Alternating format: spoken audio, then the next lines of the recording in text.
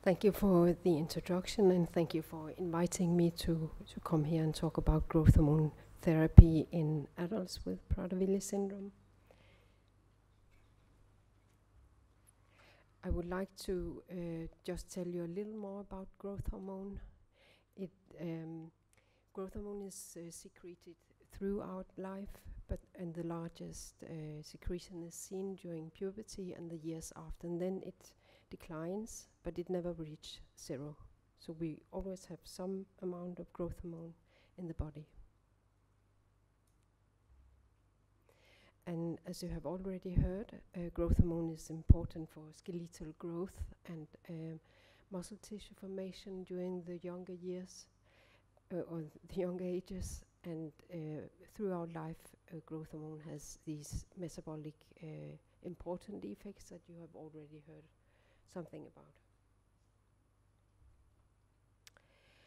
And IGF-1 growth hormone is secreted in pulses, so it goes up and down, and most of the pulses are during the night, and that is partly why growth hormone treatment is given as injections at night time to kind of mimic this secretion pattern. And we use IGF-1 for getting some kind of evaluation of growth hormone secretion, because IGF-1 levels are very stable in contrast then to growth hormone secretion. It is stable during 24 hours. And also we use it for growth hormone dosing. And as you can see in the figure, IGF-1 also decreases with age. And the symptoms indicating that adults with Prader-Willi syndrome have growth hormone deficiency are, of course, that they have a short stature if they haven't been treated with growth hormone during childhood. And the males are, the mean height is 155 centimeters in males and 148 centimeters in women. And this is from a summer camp. The photos from a summer camp for adults, and I don't have any. Is there a point in this one? No. The tallest man is the only one in this photo who had growth hormone treatment during childhood. And the other symptoms indicating growth hormone deficiency is the increased body fat, the decrease of muscle mass, and the decrease in physical activity, as well as decreased resting energy expenditure and poor quality of life. And these symptoms are similar to the symptoms that we see in adults who have had pituitary tumors or have been treated for that. They have similar symptoms, and these symptoms, together with the assumed hypothalamic dysfunction in Prader-Willi syndrome, indicates the growth hormone deficiency. Because of the pulses in growth hormone secretion, assessment of growth hormone secretion has to be performed with stimulation tests. And here are the 10 studies in which this has been evaluated, and I have summarized the results on the bottom of the slide. And 8 to 67% of the adults had an insufficient rise in growth hormone levels after stimulation, and 75 to 91% had low IGF-1 levels. And altogether this indicates that adults with Prader-Willi syndrome has a reduced activity in the growth hormone IGF-1 axis. And the effect of growth hormone therapy in adults with Prader-Willi syndrome has been studied in these 8 studies, and my summary is again in the bottom, and they all showed a decrease in fat mass and an increase in lean body mass. and this is from our Scandinavian study, and it's a CT of the trunk and of the thigh at baseline and after 12 months of growth hormone treatment.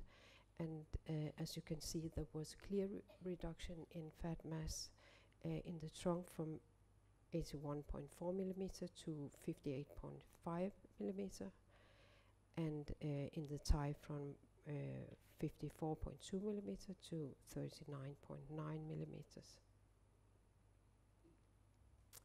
And this lady participated in the Scandinavian study, and it is photos from start of study and during 3 years of growth hormone treatment, and I think it can be clearly seen that she had a reduction in body fat. And this table shows data from that I recently published. I evaluated 5 men who had started with growth hormone therapy during childhood and 5 who had started during adulthood. And the duration of growth hormone treatment was similar in the 2 groups. It was 16 and 15 years. Age was, of course, different, much younger in the ones who started in childhood. And also you can see that the height was different. The men who had started during childhood were 22, on average at least, 22 centimeters taller than the ones who started during adulthood. But you can also see that BMI was similar in the groups, and the amount of fat mass and fat-free mass were also similar. But I think anyhow this is good results, because the relation between fat mass and fat-free mass are normal.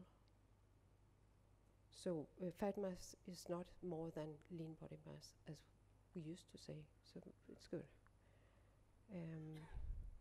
So positive effects were definitely seen. It would of course be nice to be able to show that the increase in lean body mass could be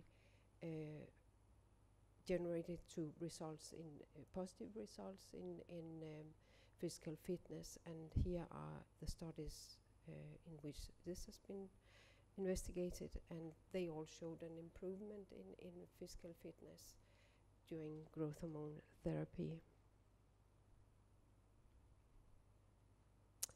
The effect of bone has also been studied, of course, and we studied it in the Scandinavian studies, the one Jørgensen, and we did not see any effect on bone mineral density. And there's also a recently published study, and they couldn't see any effect on bone mineral density, but they saw some positive effects on bone size and strength. Usually we say that the effect on bone it takes many years to get an effect, at least in adults. But the latest, the recently published study, they had data from 6 years, so it should be able to show something if there were an effect. And also the effect on neuropsychological tests and quality of life has been studied, but there are not that many studied, there are only 4.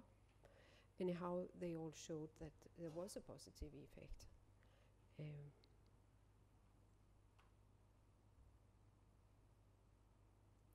And the reported side effects have been peripheral and often transient edema in 15%, and transient headache and nausea in 5%. And this is a meta-analysis of growth hormone therapy in adults with Prader-Willi syndrome, and I don't know if you know what a meta-analysis is. It's a kind of mathematical summary of the results of many studies, and it was published 2012, so the latest studies are not included, but they show the same anyhow. And in this meta-analysis, the studies were divided into studies of 12 months duration and of 24 to 72 months duration. And they saw a small increase in fasting glucose and a trend toward an increase in insulin and insulin resistance for the studies that were 12 months of 12 months duration, but this could not be seen in the longer term studies.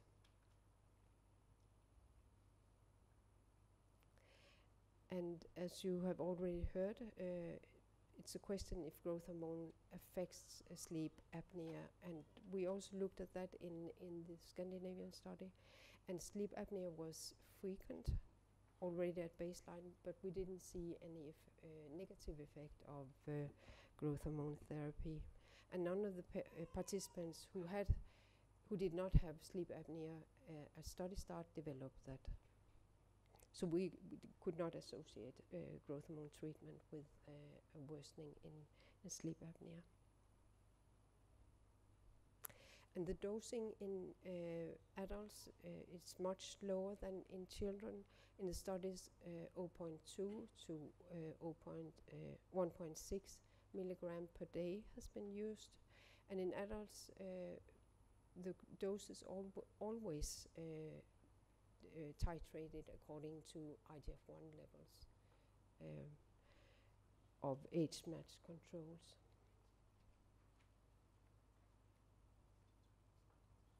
And in conclusion, growth hormone therapy should be considered in Prader-Willi adults with a genetically confirmed diagnosis. And exclusion to growth hormone therapy are the ones that you already heard. It's severe obesity, it's uncontrolled diabetes, untreated severe sleep apnea, and active cancer. And it's important to remember that growth hormone therapy does not change the intrinsic abnormalities of Prader-Willi syndrome. And strict diet and regular exercise is cornerstone treatment in Prader-Willi syndrome, and it is also cornerstone treatment even though the adult has growth hormone therapy. And also growth hormone therapy improves body composition, physical fitness, and quality of life. And it is safe, but glucose metabolism, especially in patients who have predispositions for diabetes, must be evaluated continuously, and likewise changes in respiration. And growth hormone therapy should be continued as long as benefits outweigh the risks.